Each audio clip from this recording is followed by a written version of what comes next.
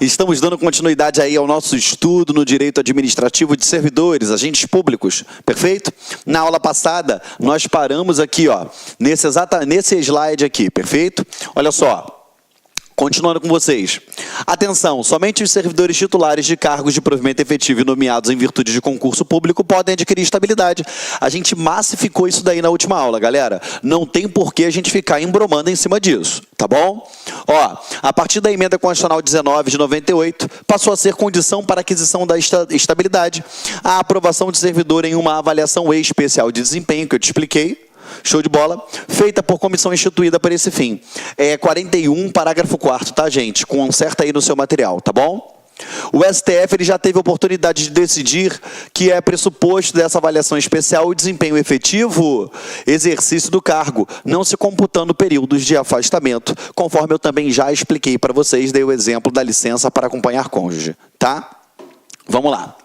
A partir do acréscimo lá desse parágrafo 4º, no artigo 41, nós podemos afirmar que não existe mais no Brasil a possibilidade de aquisição da estabilidade pelo mero decurso de prazo, como anteriormente era a regra. Galera, existe aquilo que eu até comentei na aula passada, tá? A regra é eu ter uma avaliação especial, mas é óbvio que nem toda a administração pública, a gente sabe como funciona isso, está preparada para isso e acaba não tendo. Eu mesmo não tive essa avaliação e eu sou servidor público, tá? Estamos juntos? Perfeito? Então, requisitos, de acordo com a emenda constitucional de 98, para poder adquirir a estabilidade, quais seriam? Concurso público, cargo público de provimento específico, 3 anos de efetivo exercício, tá? Ter também a aprovação em avaliação especial de desempenho, por comissão instituída para esse fim. É aqui que mora a grande preocupação minha com vocês, porque o examinador ele coloca direto que é avaliação periódica de desempenho, e não é. É avaliação especial de desempenho, tá? Estamos juntos? Não dá mole com relação a isso daí, tá bom? Outra coisa, a respeito dessa perda de cargo, trazido lá pela emenda constitucional 19 de 98, passam a ser as 4 hipóteses de rompimento não voluntário do vínculo funcional do servidor já estável. Quais são? Sentença judicial transitada em julgado, ou seja, se eu tenho uma sentença judicial transitada em julgado, determinando que seja rompido o vínculo do servidor, será rompido. 2, processo administrativo com ampla defesa, tá? O que eu quero que você preste atenção aqui? Esse processo administrativo com ampla defesa, eu tenho aqui tanto um processo administrativo tão somente feito lá na avaliação especial, que eu já expliquei para vocês, que ele só vai analisar se o servidor tem condições ou não de ficar naquele cargo, ou então eu vou ter o quê? Um processo administrativo disciplinar, tá bom? Que é o famoso PAD, tá? PAD, PAD, por quê? Aqui o servidor ele cometeu alguma falta, alguma infração funcional, e aí ele responde, tá bom? Lembrando que PAD é para aplicar penalidades, punições, lembre-se lá da aula de poderes, quando eu falei poder disciplinar, é a aplicação de penalidades de sanções, tá?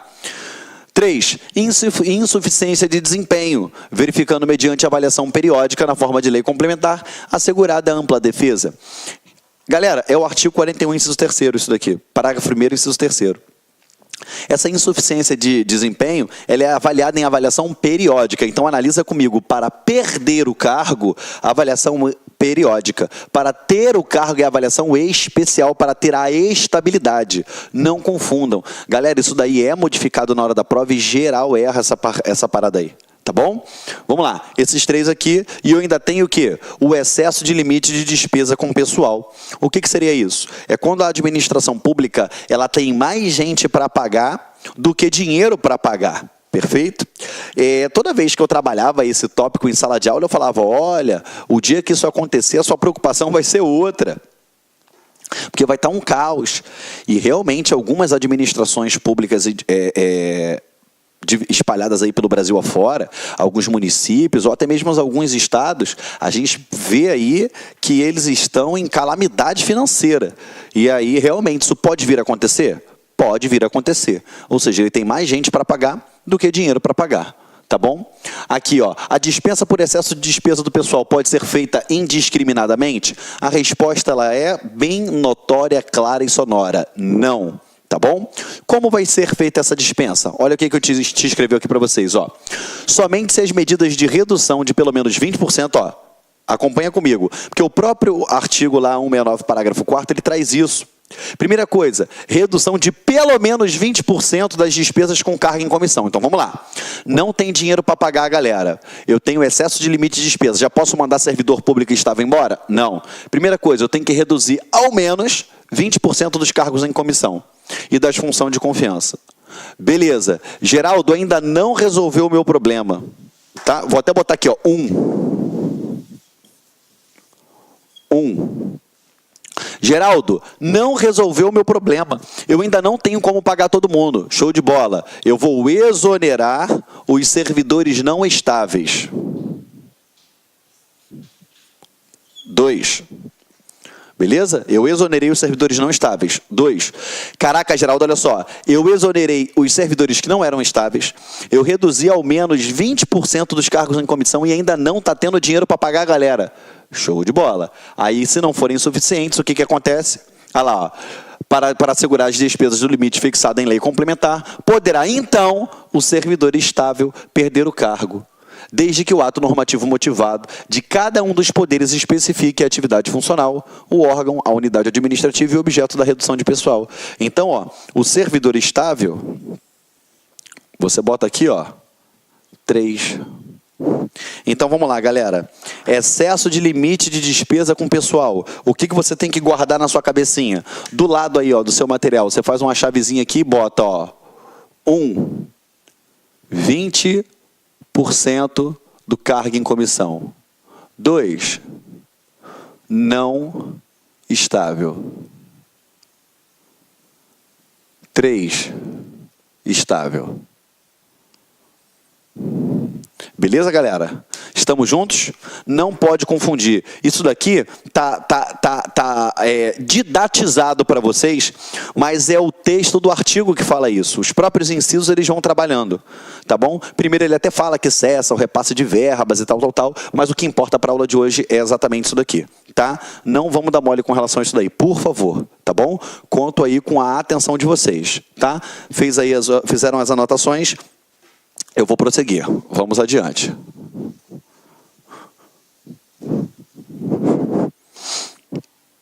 Vamos lá. Nesse caso, conceder-se-á ao servidor exonerado uma indenização correspondente a 1 mês de remuneração por ano de serviço e torna-se obrigatória a extinção do cargo por ele ocupado, vedando-se a criação de cargo, emprego ou função com atribuições iguais assemelhadas pelo prazo de 4 anos. Ou seja, a cada...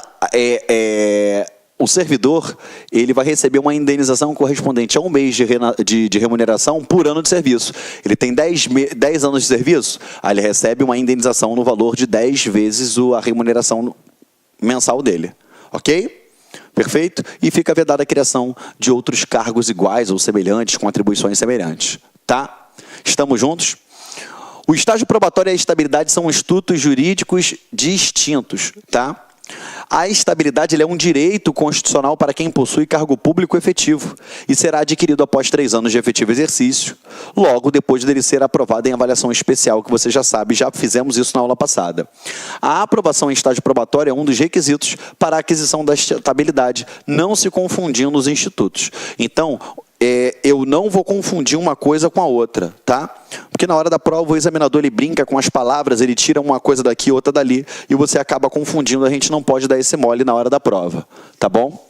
Lá no estágio probatório são realizados avaliações para avaliar o servidor se ele se adaptou ao serviço público ou não, tá? Cuidado que eu posso ter periodicidade dentro da avaliação especial? Pode.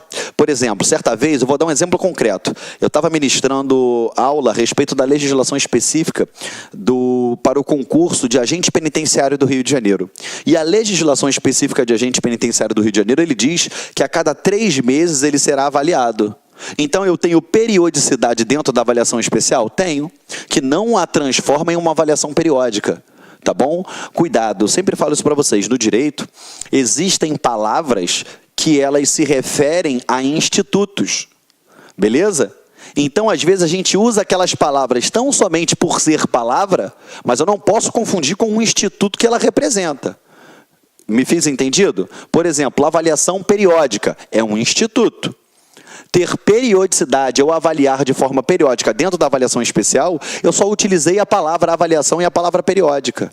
Entendeu? Que não quer dizer que seja o Instituto Avaliação Periódica. Tá? Vamos lá. O STJ, Mandado de Segurança 15.523, ele sedimentou o entendimento de que o período de estágio probatório deve ser o mesmo da estabilidade, ou seja, 3 anos. Por que o tio está falando isso? Porque tanto a 8.112 e 90% dos estatutos Brasil afora, eles não foram atualizados ainda. Por quê? A gente tem a pirâmide de Kelsen, no topo dela está a Constituição Federal. Eu tive a alteração na Constituição Federal, alterando que a estabilidade iria ser com 3 anos de efetivo exercício. Só que os estatutos simplesmente não foram atualizados. Então, 90% dos estatutos, tirando aqueles que foram editados depois dessa emenda constitucional, eles dizem que a estabilidade ela vai vir com 2 anos de efetivo exercício. E aí começou a gerar muita intriga, né? Porque até 2 anos, beleza. Né, o cara está dentro do estágio probatório dele. E aí o estatuto do Estado dizia que depois ele teria estabilidade, mas aí a Constituição falava o seguinte, que a avaliação especial só seria feita com 3 anos, né? Seria com 3 anos de efetivo exercício a estabilidade adquirida, após a avaliação. E aí o servidor entre o 2º e o 3º ano ficava naquele limbo, aí de tanto a gente ter decisões judiciais a respeito, foi pacificado esse entendimento, que eu faço a aplicabilidade da Constituição Federal. Por isso que quando a gente está dando aula específica para um concurso em si, eu deixo sempre bem claro, né, que ele pode perguntar de acordo com o estatuto daquele estado? Pode, ou o estatuto federal? Pode, mas dificilmente o examinador vai fazer esse tipo de pergunta, até porque ela vai ser passível de anulação, porque eu, na dúvida, ou melhor dizendo, no conflito eu aplico o que está na Constituição Federal, tá bom? Vamos lá, galera. Se o servidor ele for reprovado no estágio probatório, né? Aqui está experimental, porque alguns estados chamam de estágio experimental, tá? Mas eu botei aqui a título de curiosidade para vocês, mas tomem muito cuidado com isso, tá bom? Porque em alguns estados isso daí é um instituto totalmente diferente do estágio probatório, então não vamos dar mole com relação a isso. Caberá exoneração de ofício, desde que assegurado ao interessado o direito à defesa consoante o entendimento consagrado pelo STF. Galera, o que eu quero que vocês prestem bastante atenção? Quando ele é reprovado na avaliação especial, no estágio probatório, ele é exonerado. Gente, pelo amor de Deus, tá? Eu quero que você sempre grave isso. Olha só, a demissão, ela é diferente da exoneração. Tá? A demissão, ela vai ser o quê, gente? Ó, uma penalidade. Ela é oriunda do poder disciplinar do Estado. E obrigatoriamente eu tenho o quê? Um processo administrativo disciplinar. Porque houve o quê? Uma infração administrativa, disciplinar, enfim. Tá bom? Ambos os casos rompem o vínculo com a administração. Agora, a exoneração, primeira coisa, ela não é punição. Porque a gente vê direto, né, na televisão, porque o servidor foi exonerado, mas na verdade foi demitido. Eles utilizam indiscriminadamente algumas terminologias e sem saber, entendeu? Então eu fico até triste com isso, né, como professor. Porque os alunos acabam acostumando com o errado. Exoneração, ela não é punição. É uma mera regularização administrativa, tá? Essa exoneração, ela pode ser a pedido. Tanto é que ninguém pede demissão da administração pública. A pessoa pede o quê? Exoneração. Ou então ela pode ser o quê? Ex officio. Ex officio eu tenho, no caso, do que, gente? Do cargo em comissão.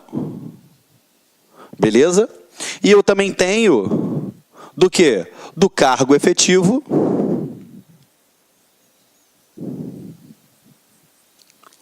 Após reprovação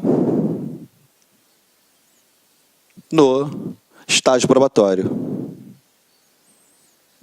Olá, meus amigos, minhas amigas, e aí, gostou da aula do professor? Professor top de linha, não é isso? Quer continuar assistindo essa videoaula? Quer fazer o nosso curso aí super competitivo para o Sistema Cresci 2017? Então, convido vocês a acessar o nosso site, lá concurso.com.br. Lá nós temos um curso específico focado para esse concurso, que custa apenas 10 parcelinhas aí de R$20. Você vai ter esse curso aí à sua disposição durante 60 dias. Você poderá assistir quantas vezes quiser e na hora que desejar. Tudo bem, meus amigos? Então, espero vocês aqui no Lá Concurso. Ah, já esquecendo, você quer esse material de apoio do professor? Então, clique aqui embaixo, tem um link, você pode fazer o download gratuitamente dessa videoaula do material de apoio do professor. Espero vocês. Tchau. Clique lá.